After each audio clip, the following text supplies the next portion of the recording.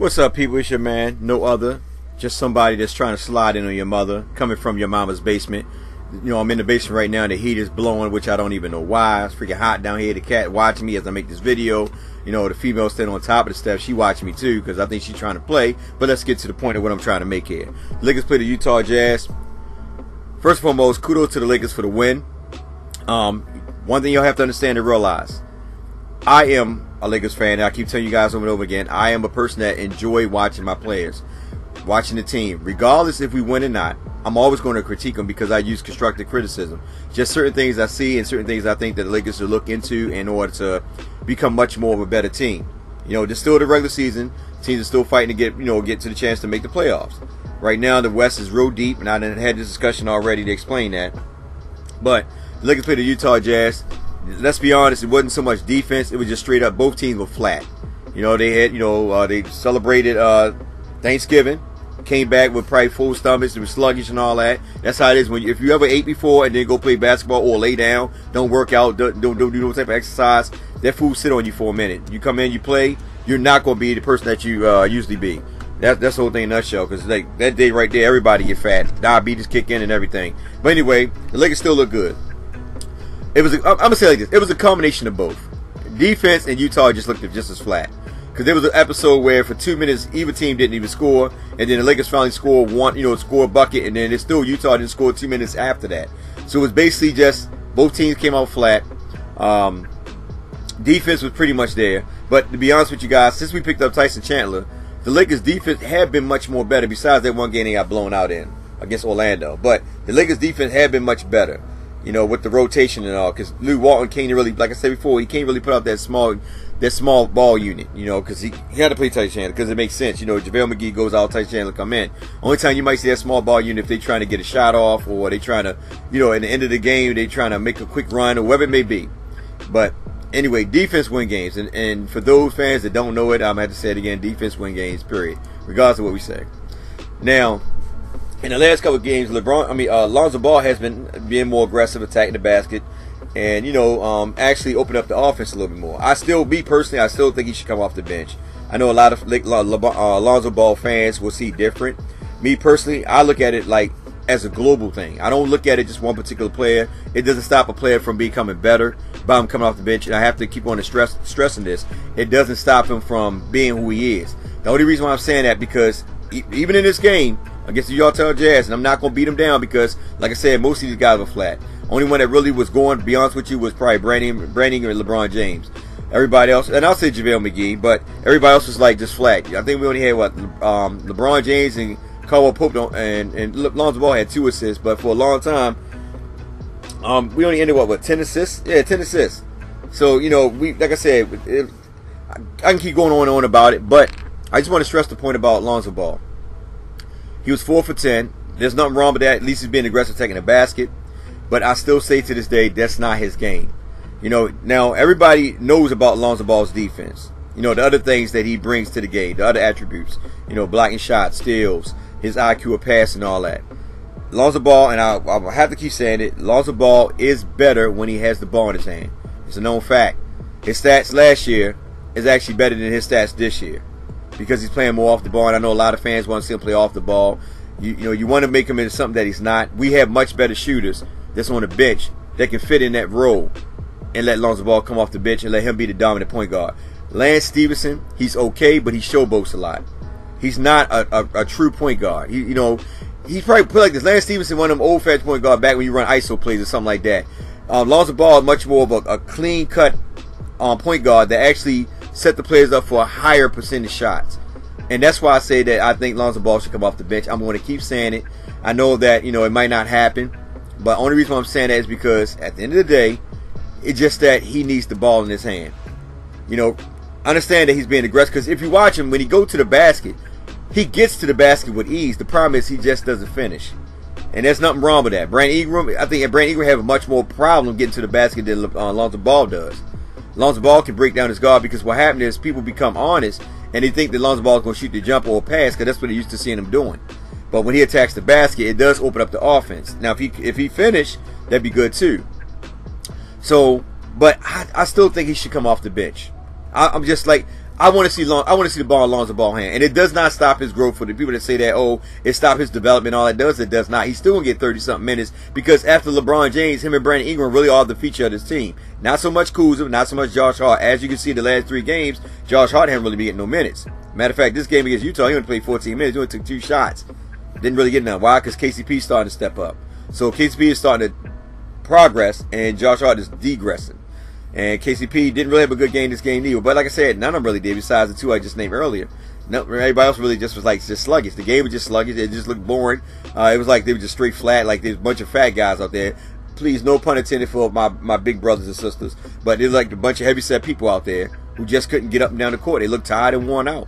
And Brandon Ingram said it out his own mouth. It could have been Thanksgiving because, they just got finished eating, and then they come the next day to play basketball. They didn't recuperate from all that big fat butterball turkey. You know what I'm saying? I don't celebrate it, but it is what it is. To each his own. But I still want Lonzo Ball come off the bench. They beat the Utah Jazz. We won 3 in a row. Right now we're 11-7, which is cool. We're heading in the right direction. Now, like I said, whatever Luke Walton decided to do, I'm cool with it. The point is we still winning. We winning. I don't have no problem. It's just me using constructive criticism. At the end of the day, we won. I'm not going to beat them down as much. I'm not even going to look at the stats because, like I said, it's not even worth it. Kuzma, the last couple games, besides one game, he had a pretty good game. This game right here, like I said, he didn't do too much.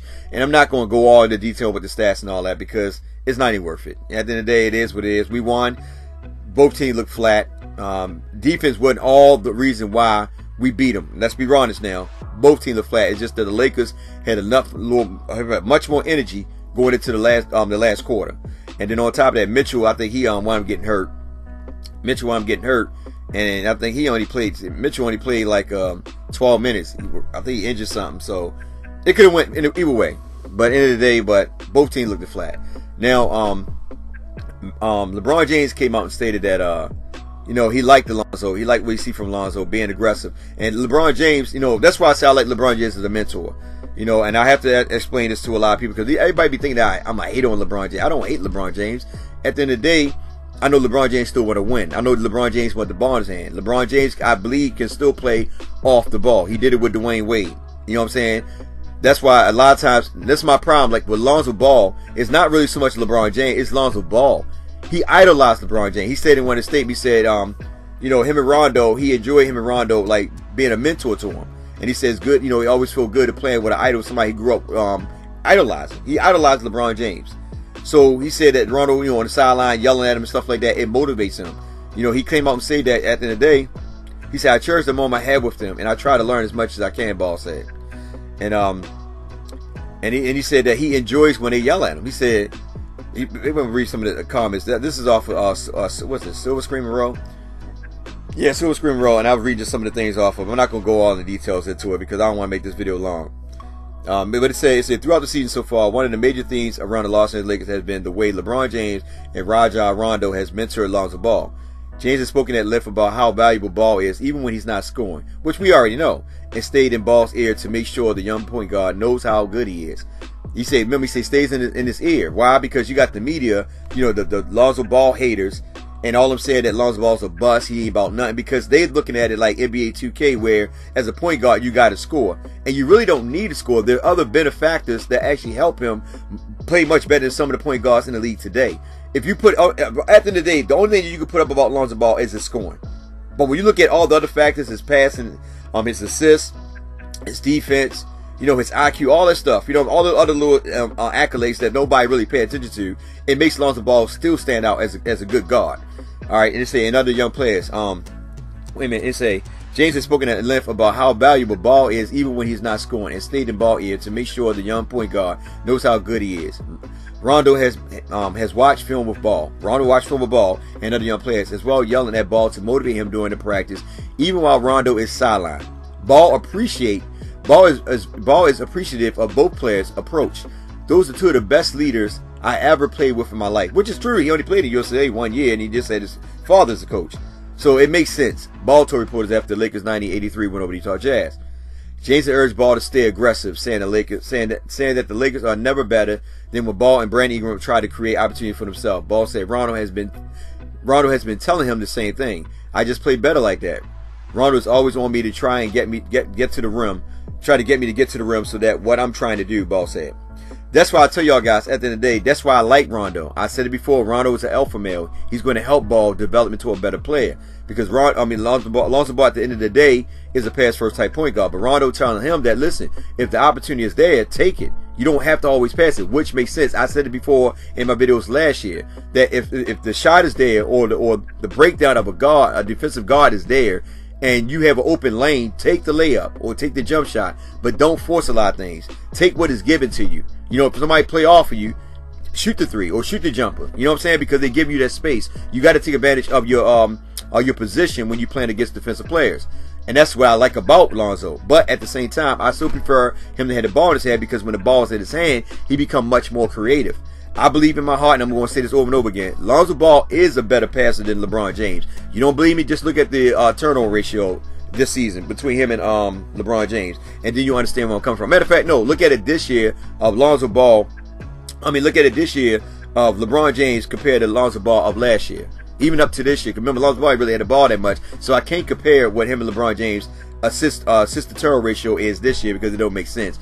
I'll give him the point where last year when he had much more on the ball usage compared to he did this year. Same thing go for Brandon Ingram. I like the Brandon Ingram. I think Brandon Ingram needs to start taking full advantage of his height.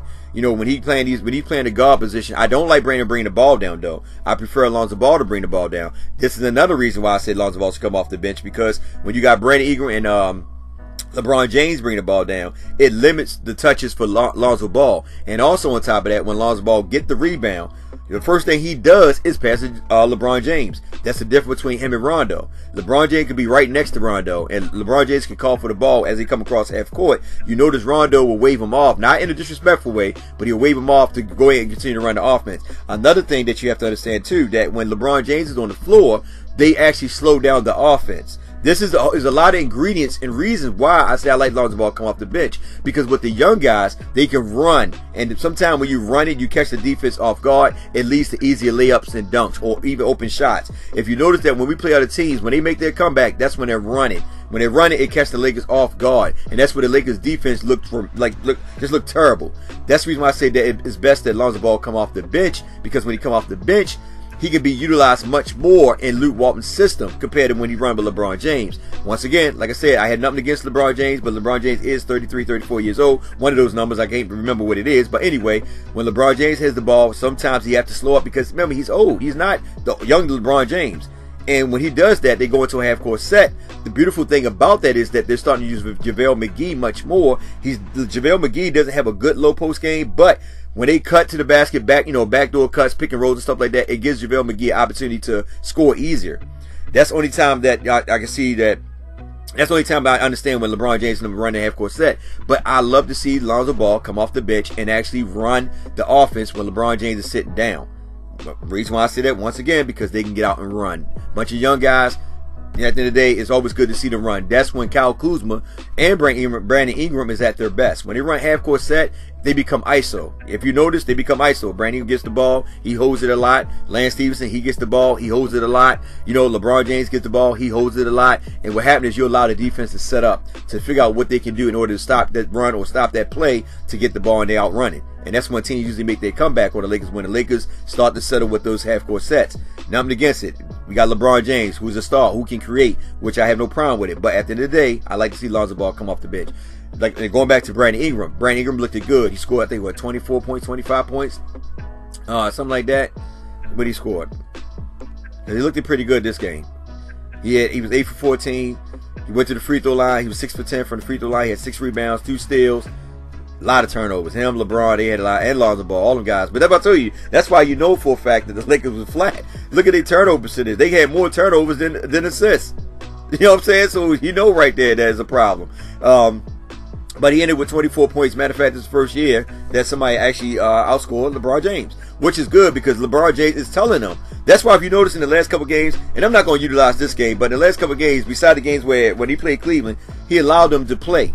LeBron just sat back and allowed them to play, because here's the thing that people need to understand and realize. LeBron James is not going to curse every game. Some games he's going to be tired, he's going to be worn out. They got to step up. So it's good to develop the young players and at the same time win games. And that's what LeBron James is doing. That's why I say when it comes to, I ain't going to compare him and Kobe, but when it comes to him and Kobe, LeBron James will become unselfish and allow other people to play. That's why Kyrie Irving was able to the flourish in that Cleveland Cavaliers offense, because LeBron James allowed Kyrie Irving to flourish. And it said that Kyrie Irving said LeBron James is the reason why he left. He just wanted it on his own team. Let's be honest, be real. And that's something else. I ain't even worry about that. But anyway, LeBron James allowed these guys to develop. That's why I think, and I'm telling you guys, it ain't freaking, I'm gonna tell you right now, it wasn't Luke Walton that decided to start Kuzma and Brandon Ingram at the 2.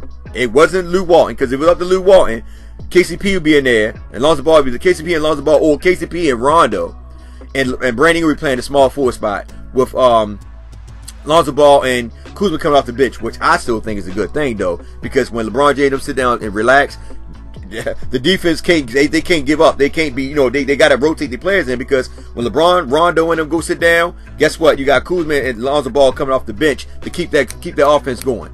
That way it keeps the defense tired, keep them worn out. They got to constantly rotate. But anyway, Luke Walton probably most likely didn't have nothing to do with this lineup. That had a lot to do with LeBron James. He probably told Luke Walton to start Brandon and Kuzma, because Luke Walton was trying to figure out who's going to start at that 3 spot. And LeBron James said, you know what?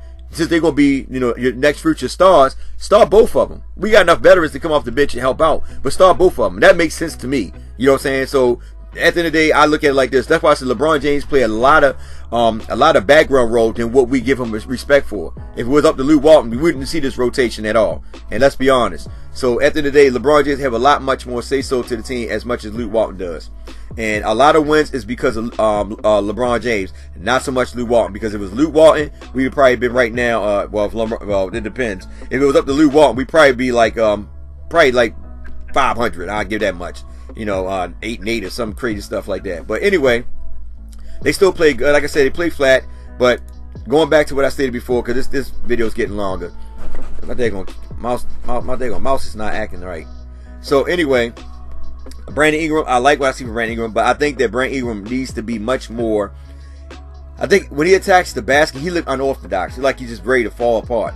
And the only reason why I say that, because like when he gets to the basket, it's just like, because he don't have no weight on him, people throw their body at him, and he's just like, his attacking him, he just don't have no rhythm. Like he don't no style when he attack the basket.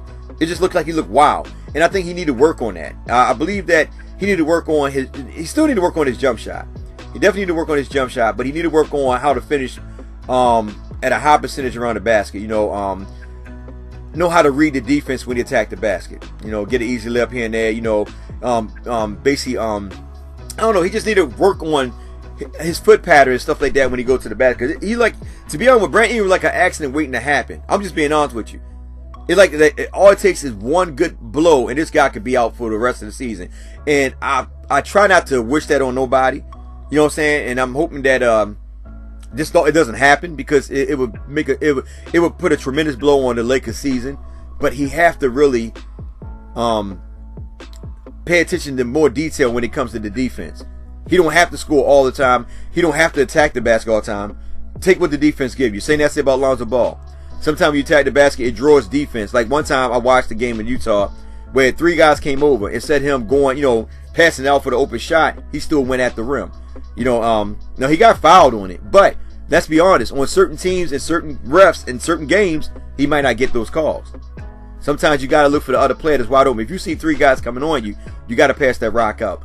But anyway, the Lakers still win. I'll take the win regardless of how I look at it. Like I said, both teams are flat. I like the idea with Lonzo Ball saying that, Rondo and LeBron James is like, good mentors to him. And that's what the Lakers need. I told people last year, the Lakers need a mentor. That's why I'm happy LeBron James came over. I know we always bash LeBron and all this, but when it comes to mentorship, I love it, because you're not going to get that from Luke Walton. Let's be honest, Luke Walton is still a stubborn coach. And if it wasn't for LeBron James, at the end of the day, talking to Luke Walton will probably help him with the rotation and all that. Also, probably was the one that encouraged him to get Tyson Chandler. We would be sitting here right now struggling to win games. Anyway, it's your man, Love, like, share, subscribe, get in the comment section, tell me what you think. I love you guys. Have a blessed one. Let's hope that when we play our next game, which is at, I forgot we playing. But anyway, the next game is tomorrow. Let's hope we can get another W. Anyway, Lakers always. Y'all take care, man. Please be safe out there, man. It's a crazy, crazy world, man. The cats right now, they're falling from the sky.